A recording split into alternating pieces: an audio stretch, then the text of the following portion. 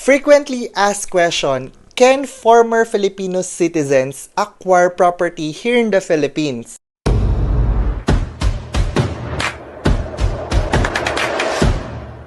Hi future homeowners! So, madalas nating nare-receive tong tanong na to na if ang former Filipino citizen ay pwede pa bang maka-acquire ng property dito sa Philippines?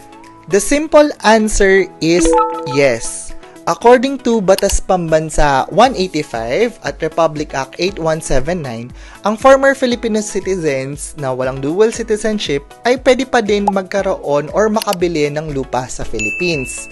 For residential use, pwedeng magmay-ari up to 1,000 square meter of urban land and 1 hectare of rural land. For business or investment purposes naman, up to 5,000 square meter of urban land and 3 hectares of rural land. For more real estate tips and tricks, follow for more. Again, I am Alan Marquez, your top realtor. Bye for now!